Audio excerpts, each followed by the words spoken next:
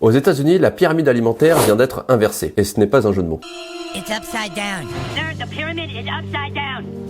Turn the pyramid upside down. Ce que vous avez appris depuis 30 ans n'était qu'une vaste fumisterie. À première vue, c'est assez clair. On mange surtout des aliments protéinés, entiers et riches en micronutriments, et limite le sucre, les aliments transformés et l'alcool. Sur le papier, c'est plutôt solide. Le premier point que j'ai trouvé intéressant, c'est les protéines, qui ont quasiment été doublées. On est passé de 0,8 g par kilo de poids de corps, ça s'appelle le minimum pour éviter la fonte musculaire, à 1,6 g par kilo de poids de corps. Sur ce coup-là, il rattrape 20 ans de retard. Le deuxième point fort, c'est de mettre les aliments peu ou pas transformés au centre. Là-dessus, il n'y a aucun débat. Les ultra transformés sont liés à l'obésité, au diabète et aux maladies cardiovasculaires. Et enfin, la guerre contre le gras est finie. 30 ans de low fat à toutes les sauces. L'ennemi, on le connaît bien, c'est le sucre, pas le gras. Et ça, ils l'ont enfin compris. Tout n'est pas tout blanc. Il y a 2-3 points qui me dérangent. Mettre la viande rouge et le beurre en haut de la pyramide. C'est plutôt dangereux, surtout quand il n'y a pas de nuance. Oui, ce sont des aliments intéressants, mais vous savez bien, en excès, ils sont plutôt mauvais pour notre petit corps. Leur teneur élevée en graisse saturée peut avoir un impact sur notre santé cardiovasculaire. Même si la limite des 10% de graisse saturée est rappelée, ça reste confus. Enfin, mettre les glucides tout en bas sans différencier les bons glucides et les mauvais glucides, je suis pas fan. Tous les glucides ne se valent pas et ne pas distinguer les fibres et les légumineuses, les glucides raffinés, c'est une petite erreur. En tout cas, si on devait retenir une chose, les aliments réels ont enfin gagné et les ultra transformés ne sont plus recommandés nulle part.